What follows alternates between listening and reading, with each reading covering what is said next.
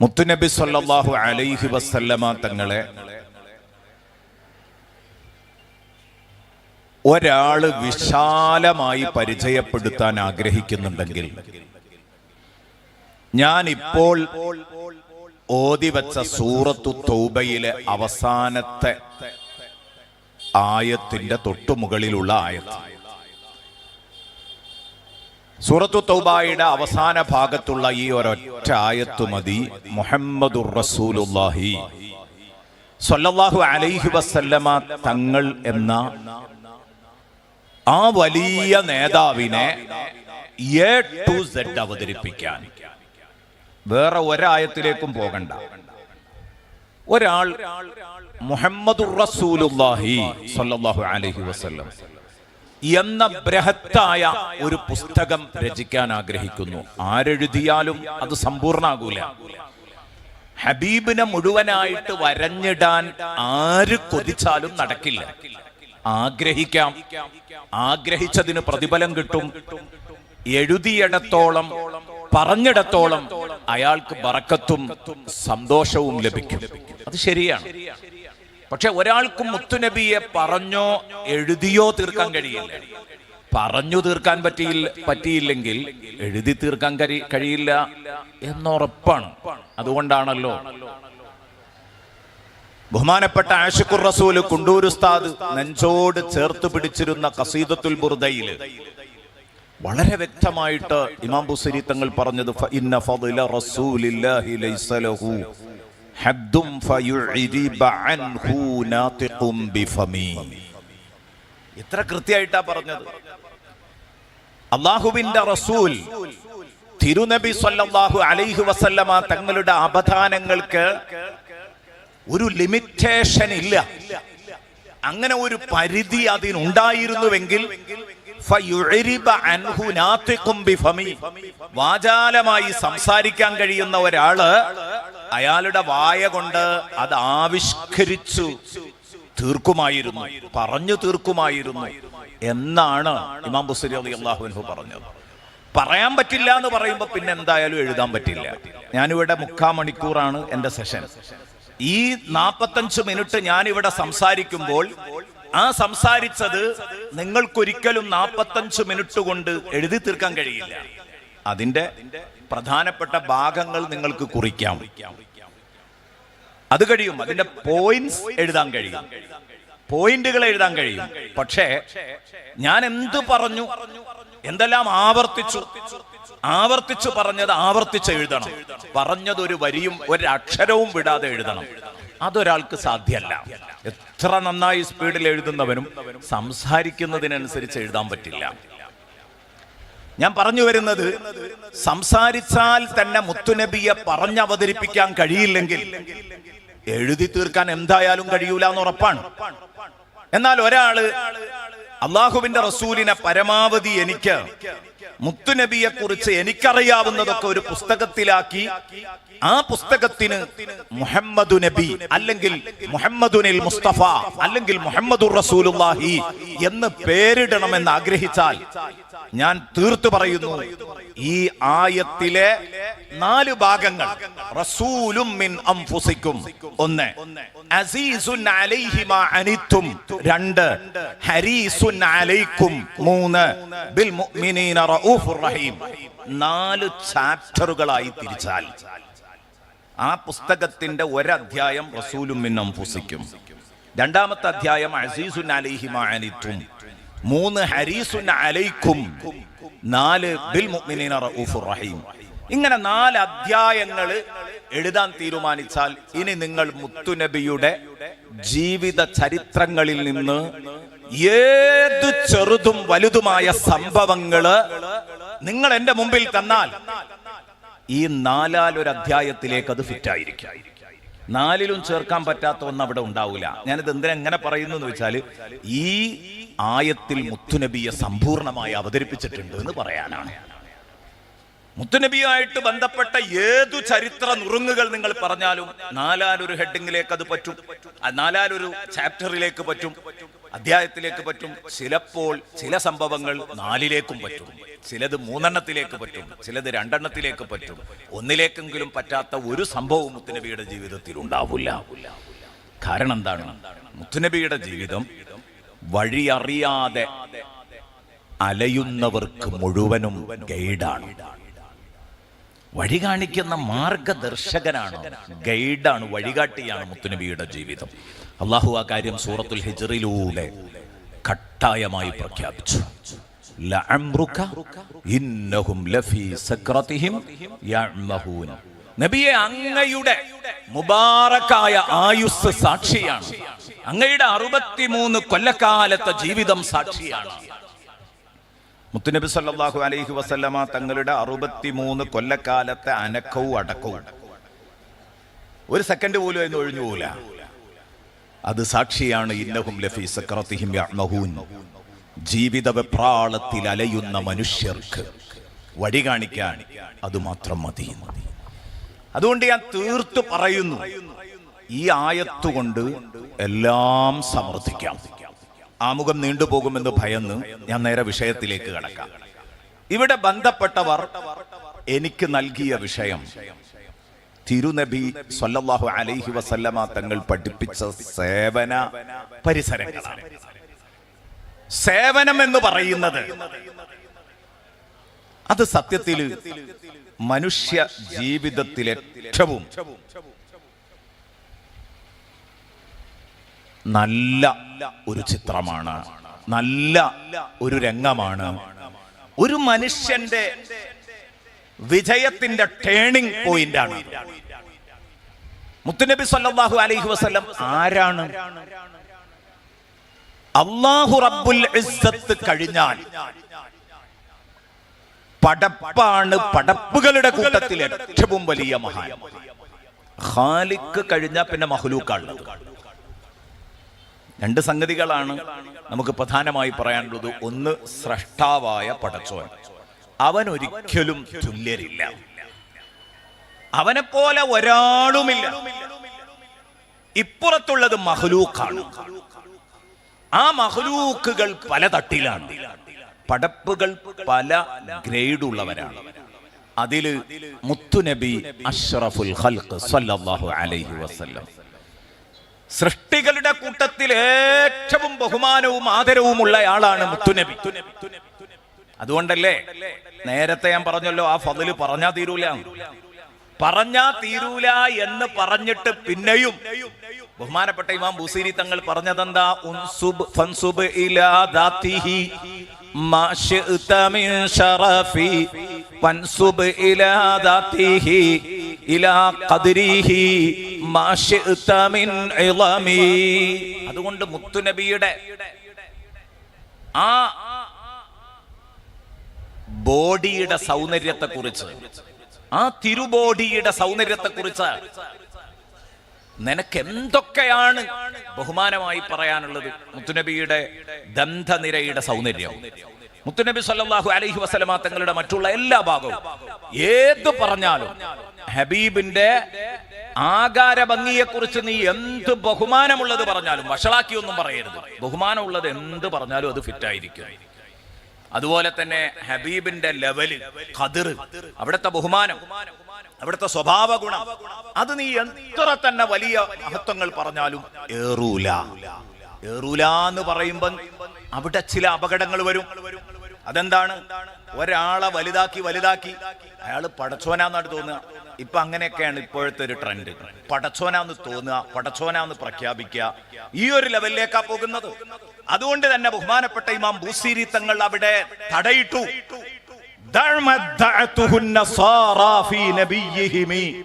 നസാറാക്കൾ അവരുടെ നബി ഈസാ അലൈഹിസ്സലാമിനെ പറ്റി പറഞ്ഞ വാദിച്ച് നീ അങ്ങോട്ടെത്തി പടച്ചോനാന്ന് പറയരുത്.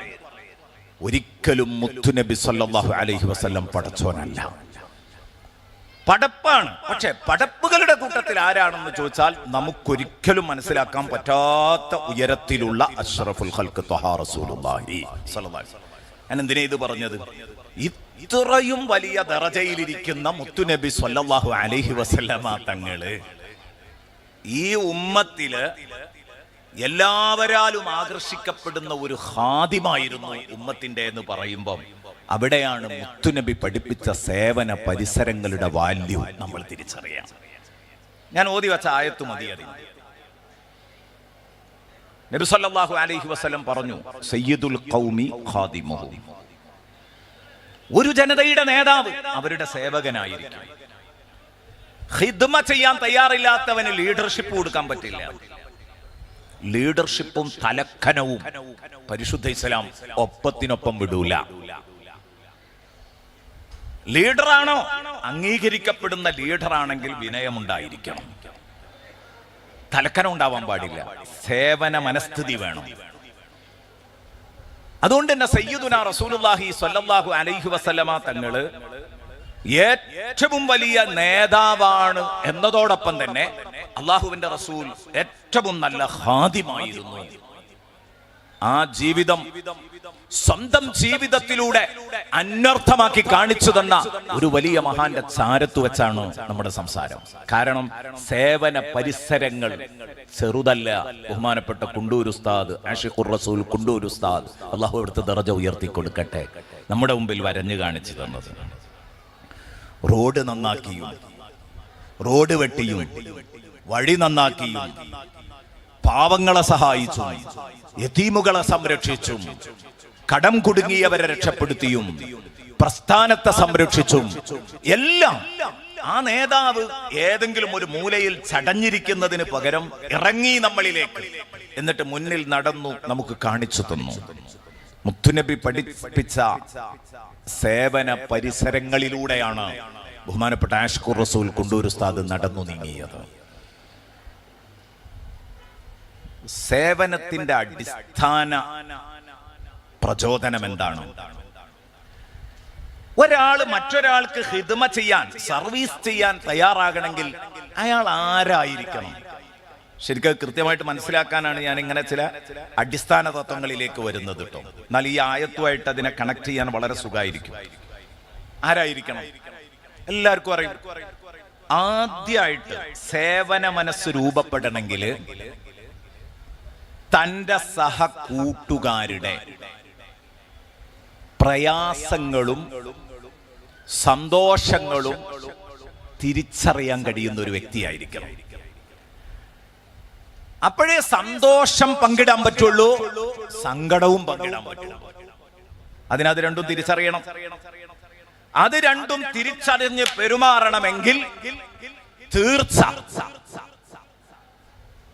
ആ മനുഷ്യൻ ആരായിരിക്കണം? തന്റെ അനുയായികളുടെ വികാര വിചാരങ്ങൾ തിരിച്ചറിയുന്ന ആളായിരിക്കണം. അതാണ് നമ്പർ 1. കേട്ടോളൂ, ലഖദ് ജാഅക്കും റസൂലും മിൻ അൻഫുസിക്കും. ലഖദ് ജാഅക്കും. ഞാൻ ആദ്യമായിട്ട് പറയുന്നത് ഈ ആയത്തിന്റെ അർത്ഥം മാത്രമാണ് ഞാൻ ഇന്ന് എൻ്റെ ഈ പ്രഭാഷണത്തിലൂടെ പറയുന്നത്. പക്ഷെ അതിലൂടെ മുത്തുനബിയുടെ സേവന പരിസരങ്ങൾ കടന്നു വരും. ലഖദ് ജാഅക്കും, ഓ മനുഷ്യരെ, നിങ്ങളിലേക്ക് വന്നെത്തിയിരിക്കുന്നു. ഇത് മനുഷ്യനോടാട്ടോ, വിശ്വാസികളോട് മാത്രമല്ല, അയ്യുഹന്നാസിനോടായി പറയുന്നത്. ഓ മനുഷ്യരെ, ലഖദ് ജാഅക്കും റസൂലും മിൻ അൻഫുസിക്കും, നിങ്ങളുടെ സ്വന്തം വർഗത്തിൽ നിന്നുള്ള ഒരു നബി നിങ്ങളിലേക്ക് ഇതാ വന്നെത്തിയിരിക്കുന്നു. ഈ നബിയെ അവഗണിച്ച് നിങ്ങൾ എങ്ങോട്ടാ പോകുന്നത്? ഈ നബിയെ അവഗണിച്ച് നിങ്ങൾ എങ്ങോട്ടാ പോകുന്നത്? ഇങ്ങനെയുള്ള ഒരു നബി അവരിലേക്ക് കടന്നു എന്നിട്ട് പിന്നെയും അവർ ഈ നബിയെ സ്വീകരിക്കാതെ തിരിഞ്ഞു കളയുകയാണെങ്കിൽ ഈ ആയത്തിന്റെ ശേഷമുള്ളത് അതാണ്.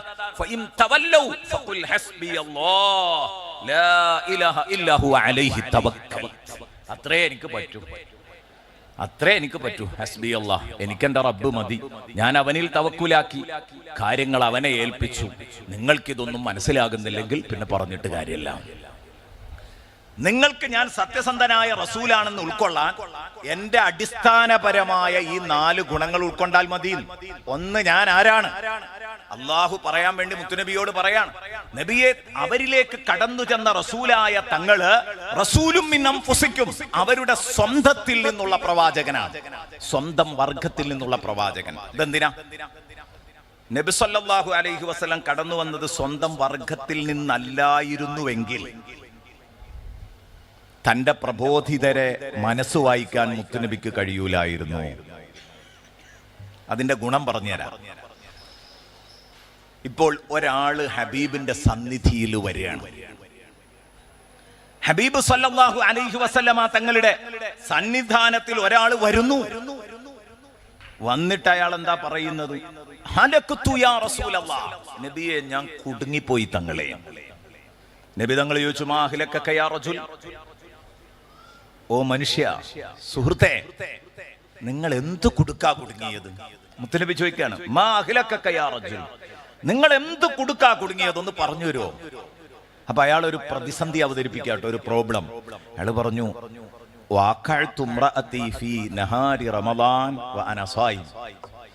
ഞാൻ നോമ്പ് നോറ്റ് റമദാന്റെ പട്ടാപകൽ എന്റെ ഭാര്യയായിട്ട് ജീവിക്കുമ്പോ അറിയാതെ അവളുമായിട്ട് സംസർഗത്തിൽ ഏർപ്പെട്ടു. അതാണ് വിഷയം.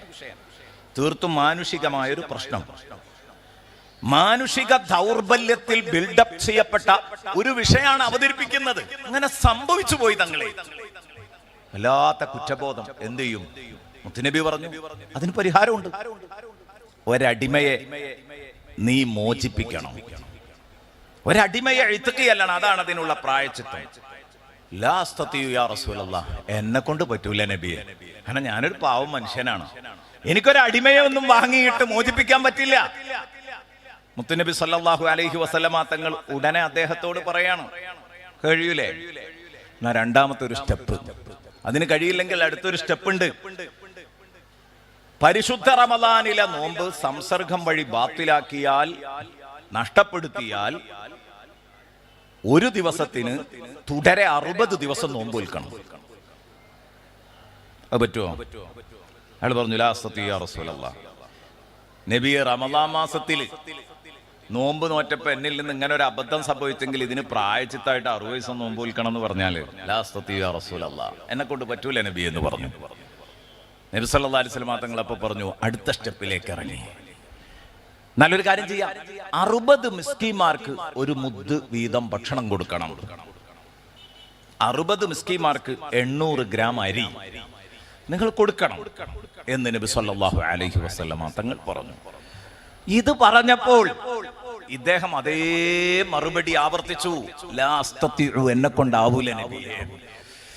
ഇത് നബി സല്ലല്ലാഹു അലൈഹി വസല്ലമ തങ്ങൾ പറഞ്ഞപ്പോഴേക്ക്, അല്ല ഈ മനുഷ്യൻ പറഞ്ഞപ്പോഴേക്ക് നബി സല്ലല്ലാഹു അലൈഹി വസല്ലം ഒരു 4ാം സ്റ്റെപ്പ് ഇദ്ദേഹത്തിന് വേണ്ടി ഒരുക്കി കൊടുക്കുകയാണ്. മുത്തുനബി പറഞ്ഞു, ദാ ഇവിടെ ഒരു കൊട്ട കാരക്കയുണ്ട്, ഇത് ഞാൻ നിങ്ങൾക്ക് ഹദിയയായിട്ട് തന്നു, ഇത് കൊണ്ടുപോയി ഇതെങ്കിലും സാധുക്കൾക്ക് കൊടുക്കൂ, തൽക്കാലം ഒരു പരിഹാരം. അപ്പോൾ അയാള് ചിരിച്ചുകൊണ്ട് മുത്തുനബിയോട് പറഞ്ഞു, വല്ലാഹി മാ ബൈന ലാബതൈഹാ അഫ്ഖറു ബൈതിൻ മിൻ ബൈതി യാ റസൂലല്ലാഹ്. നബിയെ, മദീനയുടെ 2 അറ്റങ്ങൾക്കിടയിൽ മഷിയിട്ട് തെരഞ്ഞാൽ എന്റെ വീടോളം ദാരിദ്ര്യം പിടിച്ച ഒരു വീടില്ല. ഇത് ഫുഖറാവിന് കൊടുക്കണം എന്നല്ല നിങ്ങൾ പറഞ്ഞത്? ഈ മദീനയിൽ എന്റെ പുരയോളം ദാരിദ്ര്യമുള്ള ഒരു പുര വേറല്ല, എന്റെ പെണ്ണുങ്ങൾക്കും കുട്ടികൾക്കും തന്നെ കൊടുത്താൽ മതിയോ? ഫളഹിക്കൻ നബിയ്യു സല്ലല്ലാഹു അലൈഹി വസല്ലം. അപ്പോൾ മുത്തുനബി ചിരിച്ചു. അത് കേട്ടിട്ട് ചിരിക്കാൻ പറ്റണമെങ്കിൽ, ചിരിച്ചു എന്ന് മാത്രല്ല, ചിരിച്ചുകൊണ്ട് മുത്തുനബി പറഞ്ഞു, കുൽ അൻത വഇയാലുക. ഇമാം ബൈഹഖി ഒക്കെ റിപ്പോർട്ട് ചെയ്യുന്ന ഹദീസിൽ കാണാം, കുൽ അൻത വഇയാലുക, നീയും നിന്റെ കുടുംബവും കൊണ്ടുപോയി സുഭിക്ഷമായി കഴിച്ചോ എന്ന് പറഞ്ഞു. ഇത് റസൂലും മിൻ അൻഫുസിക്കും ആയതുകൊണ്ട് മാത്രമേ ഇതിന് കഴിയുള്ളൂ. നേരെ മറിച്ച് ഈ ഹദീസ് ഇങ്ങനെ ഓതിത്തരുമ്പോൾ നമ്മുടെ അലനല്ലൂര് അബ്ദുൽ ഉസ്താദ് മർക്കസിൽ മുദരിസായിരുന്നു, അള്ളാഹു അവിടുത്തെ ദറജ ഉയർത്തി കൊടുക്കട്ടെ. അലനല്ലൂർ ഉസ്താദ് പറഞ്ഞു, ഈ ഹദീസ് ഇങ്ങനെ ഓതിത്തരുമ്പോ ഉസ്താദ് ചിരിച്ചുകൊണ്ട് പറഞ്ഞു, ഏതായാലും റസൂലുള്ള ആയതുകൊണ്ട് തരക്കടില്ല, ജിബ്രീലൊക്കെയാണ് നബി എങ്കിൽ എപ്പോഴോ ജിബ്രീൽ വടിയെടുത്തിട്ടുണ്ടാവും. കാരണം പറയുന്നതൊക്കെ ഇയാൾ പറയാ, ലാ അസ്തതിഉ ലാ അസ്തതിഉ, എന്നെ കൊണ്ട് പറ്റൂല, എന്നെ കൊണ്ട് പറ്റൂല. അപ്പൊ ഉസ്താദ് തമാശയായിട്ട് പറഞ്ഞു, ജിബ്രീലാണെങ്കിൽ എപ്പോഴോ ചോദിച്ചിട്ടുണ്ടാവും, നിനക്ക് പിന്നെ ഇപ്പൊ ഈ ഒരു പണിക്ക് തന്നെ കഴിയുള്ളൂ എന്ന് ചോദിച്ചിട്ടുണ്ടാവും. തമാശയായിട്ട്. അപ്പൊ എന്താണ് റസൂലും മിൻ അൻഫുസിക്കും എന്നതിന്റെ അർത്ഥം മഹാന്മാര് തഫ്സീറുകളിൽ പറഞ്ഞത് മിൻ ജിൻസിക്കും, നിങ്ങളുടെ വർഗത്തിൽ നിന്നുള്ള നബി യഅരിഫു തുമൂഹാതിക്കും വറഗബാതിക്കും, നിങ്ങളുടെ താല്പര്യങ്ങളും വികാരങ്ങളും വിചാരങ്ങളും തിരിച്ചറിയുന്ന നബിയായിരിക്കും. അത് തിരിച്ചറിയുന്നവർക്കേ സർവീസ് നടത്താൻ പറ്റുള്ളൂ. അങ്ങനെയാണ്, അവർക്കേ ഏത് നടത്താൻ പറ്റുള്ളൂ? ശരിക്ക് സേവനം നടത്താൻ പറ്റുള്ളൂ. അല്ലാത്തവർക്ക് സേവനം ചെയ്യാൻ കഴിയില്ല. അവർ ലീഡർഷിപ്പിന്റെ ഹെഡ് വെയ്റ്റുമായിട്ട് ഇങ്ങനെ നിൽക്കും. അപ്പൊ ഒന്ന് വേണ്ടത് തിരിച്ചറിയണം. സമൂഹത്തിന്റെ സന്തോഷവും വേദനയും തിരിച്ചറിയണം. അപ്പോഴേ നടക്കുള്ളൂ. ഇനി തിരിച്ചറിഞ്ഞത് കൊണ്ടാവോ? ഇല്ല.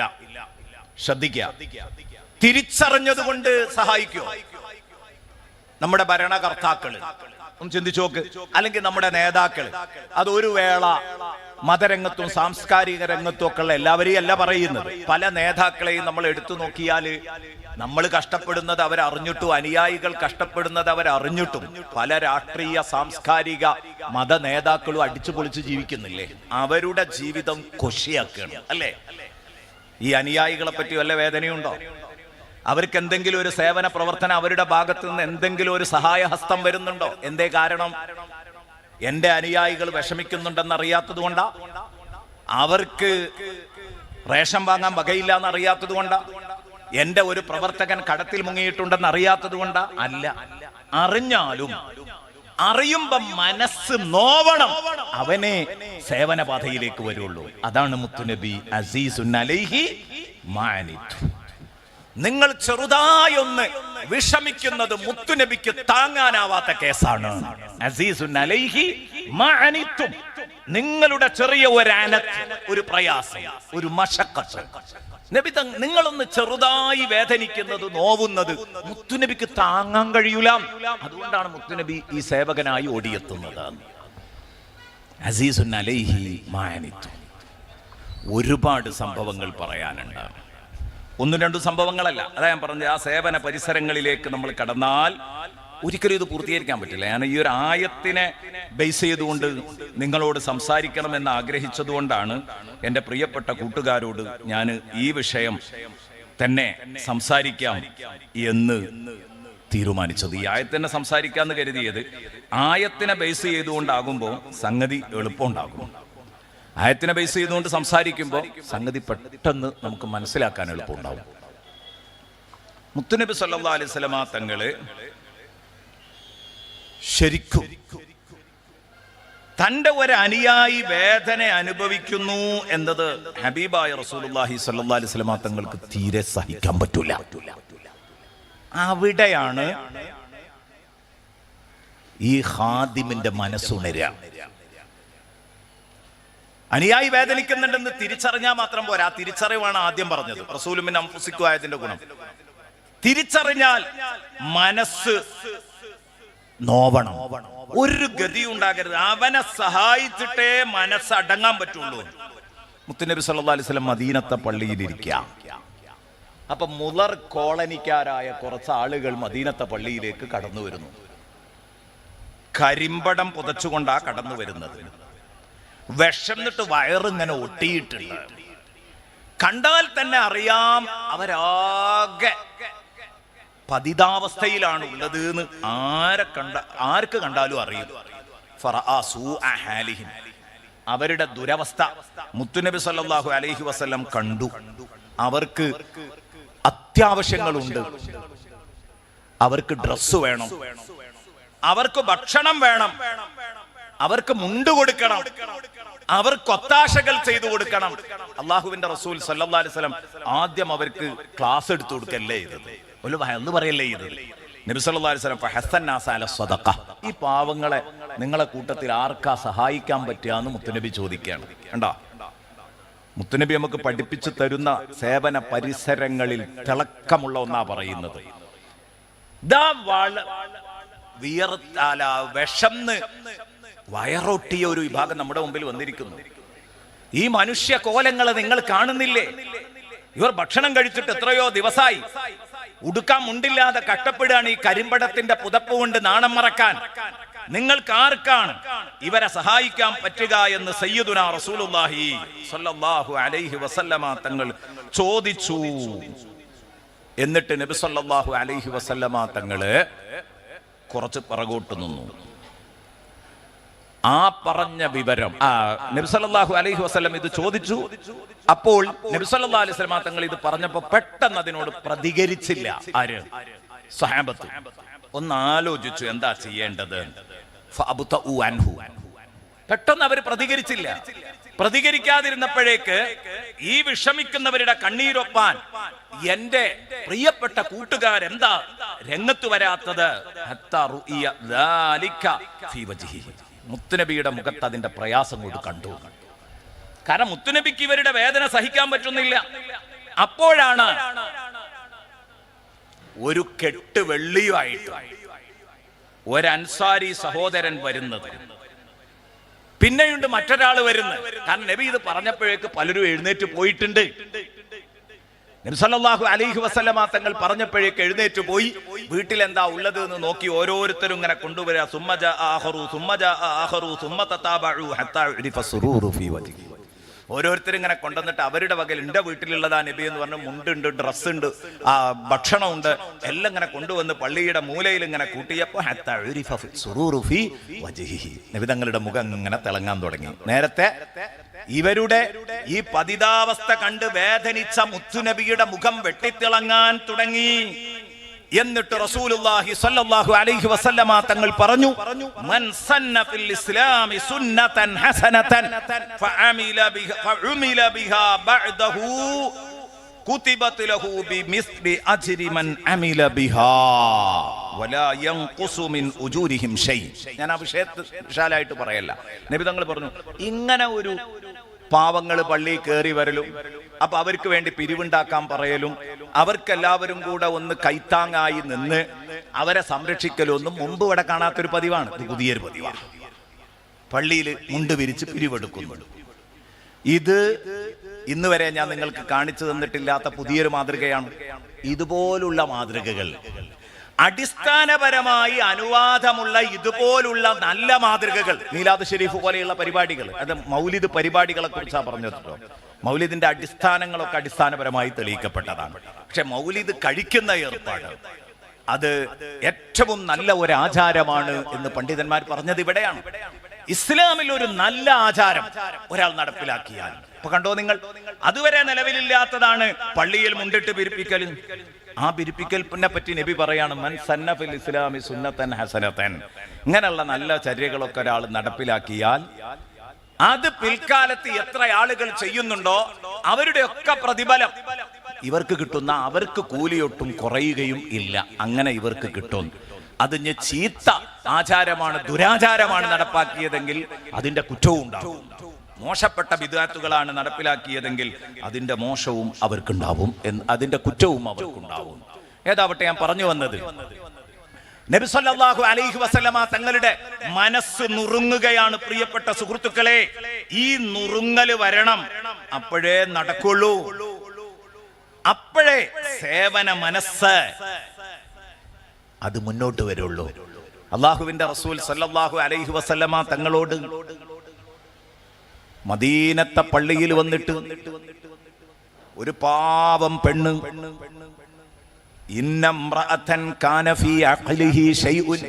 നമ്മളൊക്കെ സാധാരണ പറയില്ലേ, ഒരു എട്ടാ പൊട്ടത്തി എന്നൊക്കെ പറയുമല്ലോ, എന്ന് പറഞ്ഞാൽ വേണ്ടത്ര ഒരു സുഖമില്ലാത്തൊരു പെണ്ണ്, മാനസികമായ അല്പം ക്ഷീണമുള്ള ഒരു പെണ്ണ്.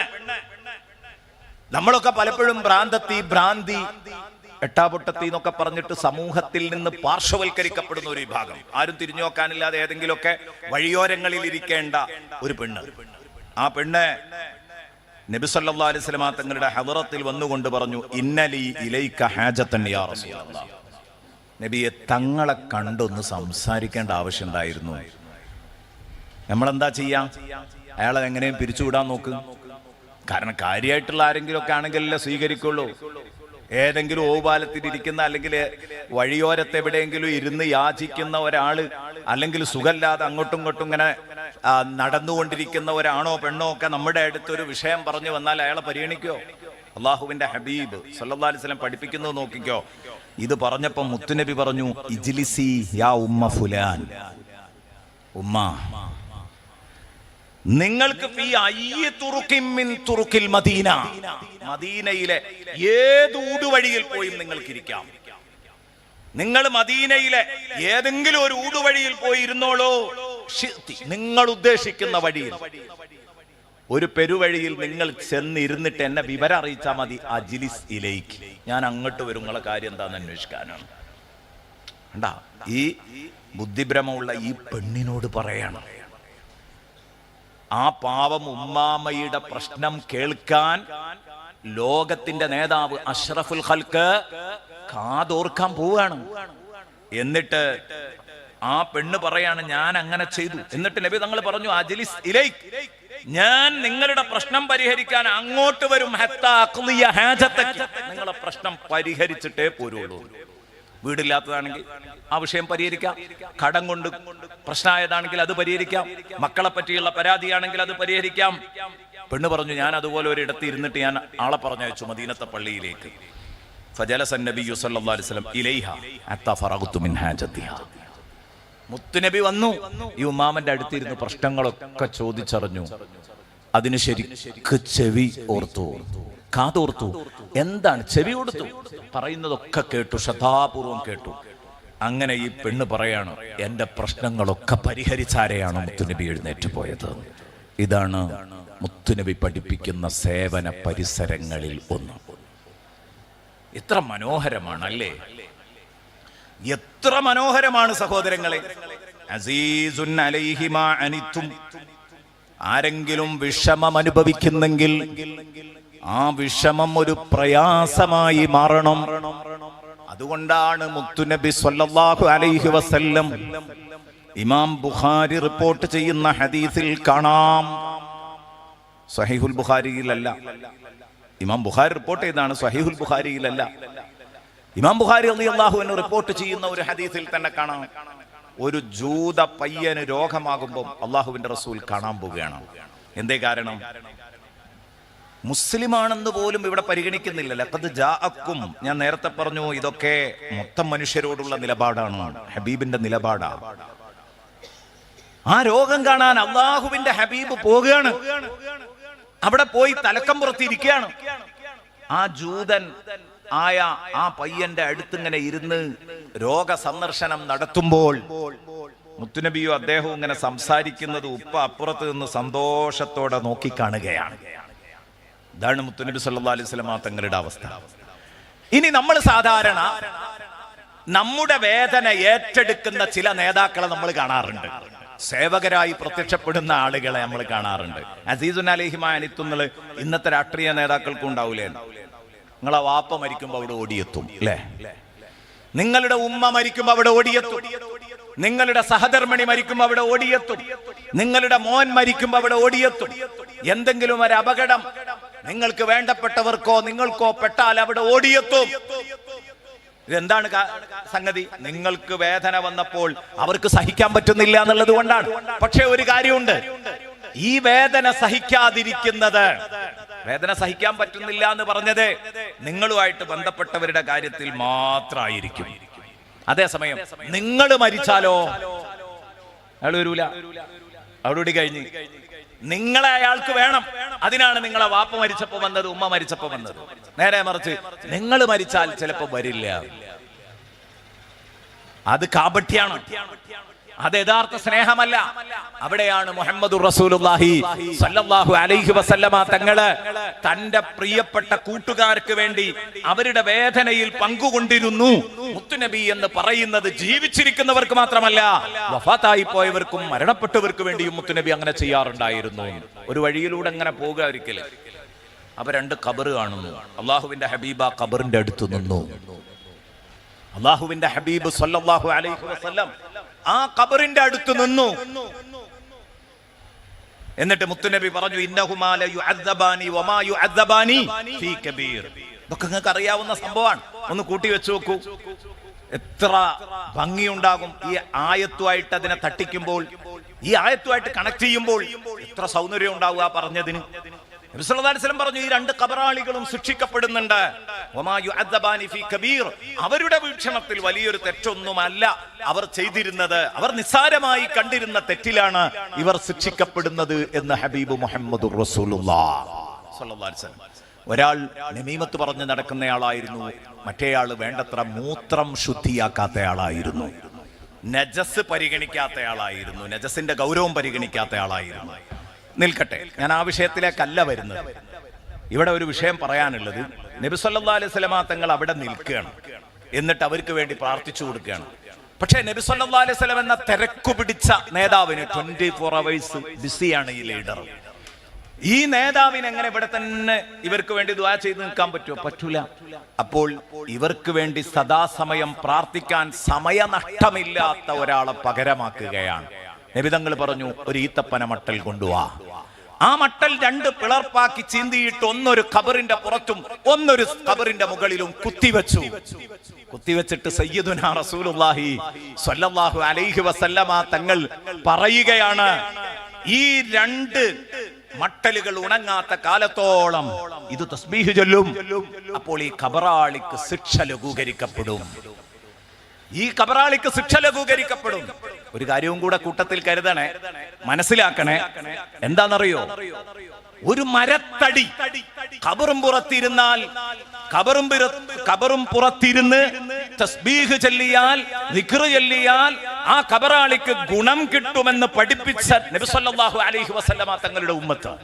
ആ ഉമ്മത്തിൽ ചിലർ പറയാണ്, ഒരു മനുഷ്യത്തടി ആ ഖബറിന്റെ പുറത്തിരുന്ന് ഖുർആൻ ഓതിയാലും ദിക്ർ ചൊല്ലിയാലും ഒരു ഫായിദയും കിട്ടൂല, ഒരു നേട്ടവും കിട്ടൂല. അവരെ നിങ്ങൾ ആലോചിച്ച് നോക്കൂ, ഏത് മെന്റൽ ഹോസ്പിറ്റലിലാണ് അവരെ കൊണ്ടുപോകേണ്ടത്? ആലോചിക്കുമ്പോൾ വളരെ ഭയാനകമാണ്, അപകടകരമാണ് ഇവരുടെ വിശ്വാസങ്ങൾ. ഞാൻ എൻ്റെ വിഷയത്തിലേക്ക് തന്നെ വരുന്നു. നബി സല്ലല്ലാഹു അലൈഹി വസല്ലമ തങ്ങളെ ഈ ഖബറാളികൾ ശിക്ഷിക്കപ്പെടുന്നുണ്ട്, അത് മനസ്സിലാക്കി നബി തങ്ങളുടെ മനസ്സ് നൊന്തു. അസീസുൻ അലൈഹി മാ അനിത്തും, നിങ്ങൾ നോവുന്നത് മുത്തു നബിക്ക് താങ്ങാൻ കഴിയൂല.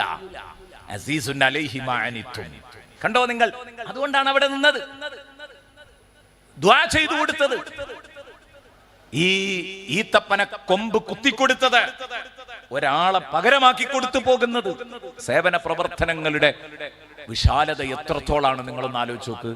എന്നാൽ ആ ഖബറാളി ശിക്ഷിക്കപ്പെടുന്നുണ്ട് എന്ന വിവരം മുത്തുനബി തങ്ങൾ മാത്രമാണ് തന്റെ കശ്ഫിന്റെ കണ്ണുകൊണ്ട് കാണുന്നത്, അല്ലെ? ബാക്കിയുള്ളവർ കാണുന്നില്ലല്ലോ. അപ്പൊ അതിൽ ഇടപെടാതിരിക്കാം, ആത്മാർത്ഥമല്ലെങ്കിൽ. നബിതങ്ങൾ കണ്ടിട്ടും നബിതങ്ങൾ മാത്രം കണ്ട കേസിൽ ഇടപെടുന്നു എന്ന് പറഞ്ഞാൽ അത് തീർത്തും ആത്മാർത്ഥമാണ് നബി സല്ലല്ലാഹു അലൈഹി വസല്ലമ തങ്ങളുടെ സേവന പ്രവർത്തനങ്ങൾ എന്നാ വരുന്നത്, അല്ലെ? നേരെ മറിച്ച് നമ്മുടെ രാഷ്ട്രീയ നേതാക്കളും സാംസ്കാരിക നേതാക്കളും ഒക്കെ തിരിച്ചായിരിക്കും. ഞാൻ പറഞ്ഞു, നിങ്ങളുടെ ഭാര്യ മരിക്കുമ്പോഴും ഉമ്മ മരിക്കുമ്പോഴും ഉപ്പ മരിക്കുമ്പോഴൊക്കെ കയറി വരികയും കെട്ടിപ്പിടിക്കുകയും പൊട്ടിക്കരയുകയും ഒക്കെ ചെയ്തവർ ഞെട്ടിപ്പോയി, തരിച്ചുപോയി എന്നൊക്കെ പറയുന്നവർ നിങ്ങൾ മരിച്ചാൽ ചിലപ്പോൾ വരുന്നല്ല. കാരണം അവൻ പോയി, ഞാരെ ബോധ്യപ്പെടുത്താനാ പോകുന്നത്, നമ്മളെ ബോധ്യപ്പെടുത്താനാവും വരുന്നത്. മുത്തുനബി ബോധ്യപ്പെടുത്താനല്ല. അങ്ങനെ ബോധ്യപ്പെടുത്താനാണെങ്കിൽ ഖബറിന്റെ ഉള്ളിൽ കിടക്കുന്നവരെ ബോധ്യപ്പെടുത്തേണ്ട ഒരു കാര്യവുമില്ല. അവർക്ക് വേണ്ടി നബി സല്ലല്ലാഹു അലൈഹി വസല്ലമ തങ്ങളുടെ ഉപകാരഹസ്തം നീളുകയാണ്. മറക്കാൻ കഴിയോ ഈ നേതാവിനെ? ഇതാണ് അസീസുൻ അലൈഹി മാ അനിത്തും. ഇനി നമ്പർ 3 അവസാനിപ്പിക്കുകയാണ്. 45 പ്രഭാഷണം അവസാനിപ്പിക്കുകയാണ്. അനസമാനി വേദിയിൽ എത്തിയിട്ടുണ്ട്. അവർ 6 മിനിറ്റ് കൊണ്ട് ചുരുക്കി അങ്ങ് പറയാം. ഹരീസുൻ അലൈക്കും, നബി സല്ലല്ലാഹു അലൈഹി വസല്ലം തങ്ങളുടെ അടുത്ത ഗുണം കേട്ടോ. എന്തിനാണ് ഇങ്ങനെ പറയേണ്ടി വന്നതെന്ന് വെച്ചാൽ, ആദ്യം മനുഷ്യന്റെ സന്തോഷവും ദുഃഖവും ഒക്കെ വായിക്കാൻ കഴിയണം. അതാണ് റസൂലും മിൻ അൻഫുസിക്കും, നിങ്ങളുടെ സ്വന്തം വർഗത്തിൽ നിന്നുള്ള നബി എന്ന് പറഞ്ഞു. 2, വായിക്കാൻ കഴിഞ്ഞാ പോരാ, തന്റെ അനുയായി വേദനിക്കുന്നുണ്ട്, വിഷമിക്കുന്നുണ്ട് എന്ന് അറിയുമ്പോൾ മനസ്സ് നുറുങ്ങണം. അതാണ് അസീസുൻ അലൈഹി മാ അനിത്തും. അപ്പോഴേ സേവന സന്നദ്ധത ഉണ്ടാവുള്ളൂ. 3, ഹരീസുൻ അലൈക്കും, മനുഷ്യരെ നിങ്ങൾക്ക് നന്മ വന്ന് കാണാൻ മുത്തുനബിക്ക് വലിയ അത്യാഗ്രഹമാണ്. ഹരീസുൻ അലൈക്കും എന്ന് പറഞ്ഞാൽ തഫ്സീർ ഗ്രന്ഥങ്ങളൊക്കെ എഴുതി ഐ അലാ സ്വലാഹിക്കും, നിങ്ങൾക്ക് നല്ലത് വന്ന് കാണാൻ മുത്തുനബിക്ക് വലിയ കൊതിയാണ്, അത്യാഗ്രഹമാണ്, അലച്ചയാണ് നബി തങ്ങൾക്ക്. ഈ അലച്ച എന്നുള്ള പദം വല്ലാത്തൊരു പദമാണ്. എന്റെ അനുയായി നന്നാവണം, അതിൽ അലച്ചയാണ് നബിതങ്ങൾക്ക്. നമുക്ക് ആർക്കെങ്കിലും ഈ വേറുള്ളവരുടെ വിഷമം തിരിച്ചറിയുന്നവരുണ്ട്, ഒന്നാമത് നമ്പർ കേട്ടോ. തിരിച്ചറിയുമ്പോൾ വേദനിക്കുന്നവരുണ്ട്. പക്ഷെ ഒരു കാര്യമുണ്ട്, അവൻ നന്നാകുന്നത് നമുക്ക് ഇഷ്ടമുണ്ടാവില്ല. എന്നും നമ്മൾ ആഗ്രഹിക്കുന്നത് എന്റെ നക്കാപ്പിച്ച കൊണ്ട് അവൻ ജീവിക്കണം എന്നാ. അവൻ എന്തെങ്കിലും ഒന്ന് എന്നേക്കാൾ ഉയർന്നാൽ, അങ്ങനെയുള്ള രോഗമുള്ളവരെ കണ്ടിട്ടുണ്ടോ, നിങ്ങൾ കണ്ടിട്ടുണ്ടോ അറിയില്ല. നമ്മളങ്ങനെ പരിചരിച്ചു കൊണ്ടിരിക്കുന്നവർ, വേണ്ട താശകളൊക്കെ ചെയ്തുകൊണ്ടിരിക്കുന്നവർ, നമ്മുടെ മക്കള് അപ്രതീക്ഷിതമായി 2 പേര് ഗൾഫിലേക്ക് പറന്നു, നല്ല ജോലിയായി, ബിസിനസ്സായി, ശമ്പളമായി, ഇവനേക്കാൾ ഉഷാറായി എന്ന് കണ്ട ഇവന് പിന്നെ കണ്ടാല് ചിരിക്കാൻ മടിയാ. നമ്മളൊരു കാലത്ത് നല്ലോ നോക്കിയതാണ്, എന്നാലും ഇപ്പൊ എന്നെക്കാൾ പൊങ്ങിയല്ലോ, അത് ആലോചിക്കാൻ പറ്റൂല. ഇത് വേറെ സോക്കേടാണ്, ഇതൊരു നല്ല സോക്കേടാണ്. എല്ലാവരും എന്നെ ആശ്രയിച്ച് ജീവിക്കണം എന്ന മനുഷ്യന്റെ ഒരു തെറ്റായ ചിന്തയാണ്. കണ്ടോ, ആരോഗ്യകരമായ ചിന്തയിലേക്ക് അത് എത്തിക്കിട്ടണമെങ്കിൽ എന്ത് ചെയ്യണം? എല്ലാവരും എന്നെക്കാൾ സുഖമായിട്ട് ജീവിക്കണം എന്ന് ആഗ്രഹിക്കണം, അതിൽ സന്തോഷിക്കണം. അതാണ് മുത്തുനബി സല്ലല്ലാഹു അലൈഹി വസല്ലം. തങ്ങളിങ്ങനെ ഒരു വഴിയിലൂടെ ഇങ്ങനെ യാത്ര പോകുമ്പോൾ ഹബീബായ സയ്യിദുനാ റസൂലുള്ളാഹി സല്ലല്ലാഹു അലൈഹി വസല്ലമ തങ്ങളും കൂട്ടുകാരും ഉണ്ട്. അതിലൊരു സഹോദരൻ, അയാളുടെ വാഹനം എപ്പോഴും പിറകിലാണ്. ഇതൊക്കെ നമ്മുടെ കുട്ടികളൊക്കെ മുത്തഅല്ലിമീങ്ങളായ കുട്ടികൾ കുറേ ഉണ്ട് മുമ്പിൽ. നിങ്ങളൊക്കെ പലപ്പോഴും ദർസിൽ ഓതിയ ഹദീസുകളാ. ഒരു സഹാബിയുടെ ഒട്ടകം വളരെ പിന്നിലാ. കാരണം ഒരു ചാവാലി ഒട്ടകാണ്, നടക്കാൻ വയ്യ, പ്രായമായി, വളരെ ക്ഷീണിതയാണ് ആ ഒട്ടകം. അതുകൊണ്ട് ഇയാളെ ഓടാൻ കഴിയുന്നില്ല. എല്ലാവരുടെ വാഹനവും മുന്നിലെത്തുമ്പോൾ ഇയാള് വളരെ ലേറ്റ് ആവുകയാണ്. അപ്പൊ മുത്തുനബി കാത്തു നിൽക്കും. മുത്തുനബി കാത്തു നിൽക്കും. കാരണം ഇയാൾ ബാക്കിലായി പോകുമ്പോ അയാൾക്ക് ഉണ്ടാവുമല്ലോ ഒരു പ്രയാസം. ആ മനപ്രയാസം തീർക്കാൻ വേണ്ടി മുത്തുനബി കാത്തു നിൽക്കും. എന്താ നിങ്ങൾ എപ്പോഴും ഇങ്ങനെ ബാക്കിലാവുന്നത്? വരൂ. പിന്നെയും ബാക്കിലാവുകയാണ്. നബി തങ്ങൾ ചോദിച്ചു, എന്താ അങ്ങനെ ബാക്കിലാവുന്നത്? നബിയെ, തങ്ങൾ പോയിക്കോളി, ഹബീബ് പോയിക്കോളൂ, എന്റെ വാഹനം വളരെ പ്രായമുള്ളതാ നബിയെ, ഇതിനങ്ങേറ്റത്തെ പ്രായമുണ്ട്, നല്ലൊരു വണ്ടിയൊന്നും വാങ്ങാനുള്ള കാശില്ലാത്തതുകൊണ്ട് ഉള്ളത് ഒപ്പിച്ചൊപ്പം പോകുന്നതാണ്, ഇത്രയൊക്കെ നടക്കുള്ളൂ. അങ്ങനെയാ നബി തങ്ങൾ പിറകിലേക്ക് നിന്നു. ആ ഒട്ടകത്തിന്റെ പിൻഭാഗത്ത് റസൂലുള്ളാഹി ഒന്ന് കൊട്ടിയിട്ട് പറഞ്ഞു, നടന്നൂടങ്ങ്. ഒട്ടകം അങ്ങോട്ട് ഇളകി മറിഞ്ഞങ്ങ് നടക്കാൻ തുടങ്ങി, നല്ല ആരോഗ്യവതിയായി. പിന്നെ ഈ വാഹനം എല്ലാവരുടെയും മുമ്പിൽ, റസൂലുള്ളാഹിന്റെയും വാഹനത്തിന്റെ മുമ്പിൽ. അപ്പൊ റസൂലുള്ളാഹി വിളിച്ചിട്ട് ചോദിച്ചു, ഷറായിപ്പോയല്ലോ, ഈ വിൽക്കണുണ്ടോ ഇയാളോട്. ഇയാൾ പറഞ്ഞു, നബി, ഇത് തങ്ങളാണ് ഉഷാറാക്കി തന്നത്, ഞാൻ തരാൻ റെഡിയാണ്, തങ്ങളോട് കച്ചവടം പറച്ചിലൊന്നുമില്ല. അല്ല, എല്ലാവരും പറയുന്ന വിലയേക്കാൾ നല്ല വില തരാം. എന്നിട്ട് അയാൾക്ക് നല്ല വില കൊടുത്തിട്ട് റസൂലുള്ളാഹി അത് വാങ്ങാണ്. എന്തിന്? അയാൾക്ക് നല്ലൊരു വാഹനവും വാങ്ങണം, അടുത്ത ഘട്ടത്തിൽ അയാൾക്ക് നല്ലൊരു വാഹനവും വാങ്ങണം, എന്നിട്ട് അയാൾക്ക് നീക്കിയിരിപ്പും വേണം. അള്ളാഹുവിന്റെ റസൂൽ കണ്ടോ, ഹരീസുൻ അലൈക്കും. ആരും നന്നാവുന്നതിന് മുത്തുനബിക്ക് എതിർപ്പില്ല എന്നല്ല, മുത്തുനബിക്ക് ഒരാൾ നന്നാകുന്നതിന് സന്തോഷമേ ഉള്ളൂ. അതാണല്ലോ ഇത് അറിയിക്കുന്നത്. നേരെ മറിച്ച് ഞമ്മക്ക് വേറെ ഒന്ന്, ആരാന്റെ മുതൽ നമ്മൾ നന്നാക്കി കൊടുക്കുവോ? ഇനി ആരാന്റെ മുതൽ നമുക്ക് കിട്ടണം എന്ന് ആഗ്രഹിക്കുകയാണെങ്കിൽ നമ്മൾ എങ്ങനെയാണ് വില പറയാൻ പോവാ? ആർക്കും വേണ്ടാത്ത മുതലാക്കിയിട്ട് ഇങ്ങോട്ടല്ലേ വില അറിയാൻ പോവാ? അതിന്റെ 100 കുറ്റം പറഞ്ഞിട്ടാണ് അയാളുടെ അടുത്ത് വില അറിയാൻ പോവാ. കാരണം 1 ഉറുപ്യ കുറച്ച് കിട്ടണം. മുത്തുനബി അങ്ങനെയല്ല, ഉള്ള കേടുകളും പാടുകളും ഒക്കെ തീർത്തു കൊടുത്തിട്ട്, കേടുപാടുകൾ തീർത്തു കൊടുത്തിട്ട് ഉഷാറാക്കിയിട്ട് ആരും കൊടുക്കാത്ത വില കൊടുക്കുകയാണ്. ഹരീസുൻ അലൈക്കും ബിൽ മുഅ്മിനീന റഊഫുർ റഹീം. എന്നാൽ ഇത് മൊത്തം മനുഷ്യരോടുള്ള ഹബീബിന്റെ നിസ്തുലമായ കാഴ്ചപ്പാടാണ്. ഈ സ്നേഹസമൃദ്ധമായ കാഴ്ചപ്പാട് സേവനത്തിന്റെ പാതയിൽ നബി സല്ലല്ലാഹു അലൈഹി വസല്ലം നമ്മൾ ഈ പറഞ്ഞ ഏതാനും ഉദാഹരണങ്ങളിലൂടെ കാണിച്ചതെങ്കിൽ ബിൽ മുഅ്മിനീന റഊഫുർ റഹീം, സ്വന്തം പാർട്ടി പ്രവർത്തകരായ വിശ്വാസികളോട് മുത്തുനബി കരുണക്കടലാണ്. എല്ലാ മനുഷ്യരെയും ഉൾക്കൊണ്ട് ഇങ്ങനെ ചെയ്യാൻ മുത്തുനബിക്ക് കഴിയും. വിശക്കുന്നവർക്ക് ഭക്ഷണം കൊടുക്കാൻ, ക്ഷീണിച്ചവരെ താങ്ങാൻ. അവിടെ മതവും ജാതിയും ഒന്നുമില്ല, എല്ലാവരെയും സഹായിക്കും. ആര് വേദനിച്ചാലും മുത്തുനബി കരയും. പക്ഷേ സ്വന്തം പാർട്ടി പ്രവർത്തകർക്ക് ഒരു ക്ഷീണം വന്നാൽ പിന്നെ ഈ നബി അടങ്ങിയിരിക്കോ?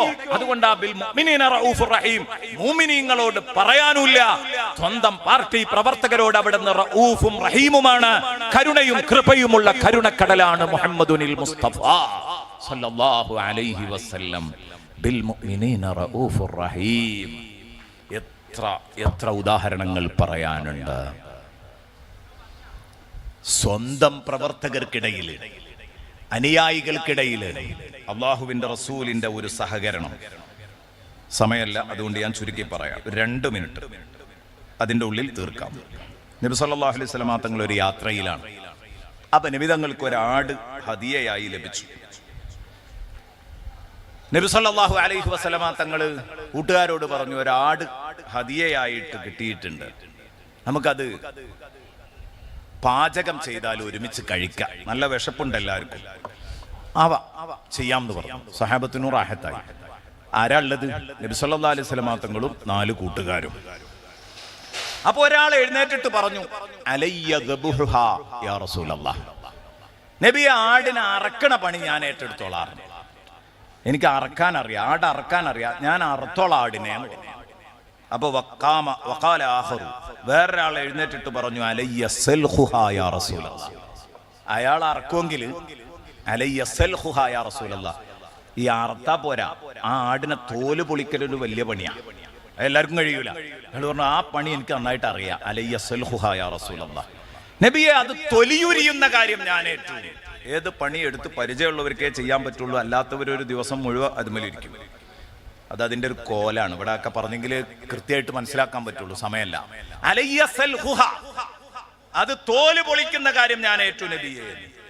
അപ്പോഴാണ് അടുത്തയാളെ എഴുന്നേറ്റിട്ട്, മൂന്നാമൻ എഴുന്നേറ്റിട്ട് പറഞ്ഞു, അലയ്യ ത്വബ്ഹുഹ, അലയ്യ ത്വബ്ഹുഹ, ഓ അത് അലയ്യ ഖത്ഉഹ, അത് കഷ്ണിക്കുന്ന കട്ട് ചെയ്യുന്ന കാര്യം ഞാൻ, അയാൾ തോല് പൊളിച്ചാൽ ഞാൻ മുറിച്ചു തരാം, ഞാൻ കട്ട് ചെയ്ത് തരാം. അപ്പൊ 4-മത്തെ ആളെ എഴുന്നേറ്റിട്ട് പറഞ്ഞു, അലയ്യ ത്വബ്ഹുഹ, ഞാനത് വേവിച്ചു തരാം സയ്യിദുനാ റസൂലുള്ളാഹി, ഞാനത് വേവിച്ചു തരാം, ഞാൻ നല്ല കുക്കാണ് നബിയെ, ഞാനത് നന്നായിട്ട് പാചകം ചെയ്തു തരാം.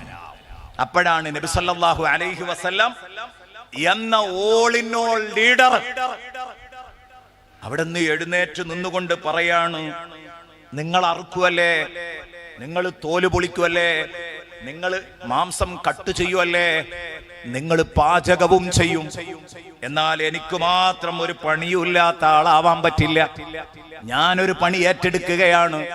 നിങ്ങളാരും ഓർക്കാത്ത ഒരു കാര്യം ഇനി ഇവിടെ വേണം, അത് ഞാനാണ് ഏറ്റെടുക്കുന്നത്. മുത്തുനബി എഴുന്നേറ്റിട്ട് പറഞ്ഞു, അലയ്യ ജംഉ ഹതബിഹാ, അലയ്യ ജംഉ ഹതബിഹാ, ഈ ആട് പാചകം ചെയ്യാൻ വിറക് വേണ്ടേ, ആ വിറക് അവിടെയും ഇവിടെയും പോയിട്ട് അലഞ്ഞു തിരിഞ്ഞ് ഞാൻ പെറുക്കി കൊണ്ടുവന്നോളാം. അലയ്യ ജംഉ ഹതബിഹാ. ഞെട്ടിപ്പോയി സഹാബത്ത്, കാരണം ഇതൊരു ചെറിയ സംഗതിയല്ലല്ലോ, ഏറ്റവും താന്ന പണിയാണ് റസൂലുള്ളാഹി സ്വല്ലല്ലാഹു അലൈഹി വസല്ലം, അതായത് റിസ്ക് ഉള്ള പണിയാണ് നബി സല്ലല്ലാഹു അലൈഹി വസല്ലം ഏറ്റെടുക്കുന്നത്.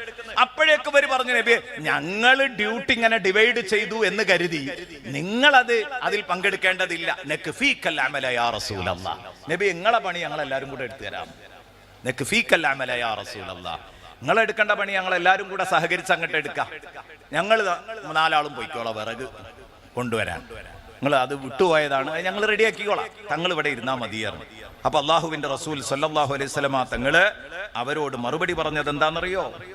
അലിംതു ലഖദ് അലിംതു അന്നകും തക്ഫൂനനി അൽ-അമൽ, എന്റെ പണിയും കൂടെ നിങ്ങൾ സഹകരിച്ചെടുക്കുമെന്ന് എനിക്ക് അറിയാത്തത് കൊണ്ടല്ല, എനിക്ക് നന്നായി അറിയാം.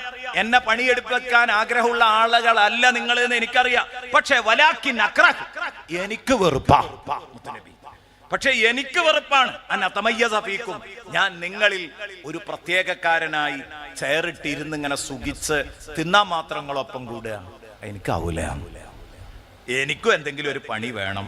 വഇന്നല്ലാഹ യക്റഹു മിൻ അബ്ദിഹി അൻ യറാഹു മുതമയ്യിസൻ ബൈന അസ്ഹാബി, കൂട്ടുകാരിൽ ലയിച്ചു ചേരാതെ അവരിൽ മിങ്കിളാവാതെ തലക്കനം കാണിച്ചിരിക്കുന്ന ഒരടിമയെയോ അല്ലാഹുക്ക് ഇഷ്ടമല്ല. അപ്പൊ അതുകൊണ്ട് ഞാൻ ലീഡറാണെങ്കിലും നിങ്ങളുടെ കൂടെ ഇറങ്ങുന്നു. നോക്കൂ, നമ്മളാണെങ്കിലും ഇങ്ങനെ ഒരു സംഭവം പറയുമ്പോൾ നമുക്ക് ഇങ്ങനെ പറയാൻ പറ്റുമോ? ഒരാൾ അറക്കാന്ന് പറഞ്ഞു, ഒരാൾ തോല് പൊളിക്കാന്ന് പറഞ്ഞു, ഒരാൾ കട്ട് ചെയ്യാന്ന് പറഞ്ഞു, ഒരാൾ പാചകം ചെയ്യാറുണ്ട്. നമുക്ക് ഇനി എന്താ പറയാനുള്ളത്? ഷാപ്പിടാൻ ഞാനും ഉണ്ട് അല്ലേ? ഇതല്ല പറഞ്ഞത്. സയ്യിദുനാ റസൂലുള്ളാഹി. ഇതാണ് മുത്തുനബി സല്ലല്ലാഹു അലൈഹി വസല്ലം തങ്ങളുടെ സേവന പരിസരങ്ങൾ. ചെറിയ ഒന്ന് രണ്ട് ഉദാഹരണങ്ങൾ പറഞ്ഞു. ഈ ആയത്ത് തന്നെ ചർച്ച ചെയ്യണമെന്ന് ഉദ്ദേശിച്ചുകൊണ്ടാണ് ആ ആയത്തിലേക്ക് കടന്നു വന്നത്. ആയത്ത് മനോഹരാണ്, അതിൻ്റെ ഫളീലത്തുകൾ പറയാനുണ്ട്. ഈ ആയത്ത് ഓതിയതിൻ്റെ, നിത്യമായി ഓതിയതിൻ്റെ പേരിൽ മഹാന്മാർക്ക് കിട്ടിയ സ്ഥാനവും അംഗീകാരവും ഒക്കെ പറയാനുണ്ട്. ഞാനതിലേക്കൊന്നും വരുന്നില്ല. എല്ലാറ്റിൻ്റെയും കാരണം ആ ആയത്തിൽ A to Z മുഹമ്മദുർ റസൂലുള്ളാഹി തങ്ങളുണ്ടെന്നതാണ് എന്ന് മാത്രം ഓർമ്മപ്പെടുത്തിക്കൊണ്ട് ഞാൻ അവസാനിപ്പിക്കുന്നു. വആഖിറു ദഅ്വാനാ അൽഹംദുലില്ലാഹി റബ്ബിൽ ആലമീൻ.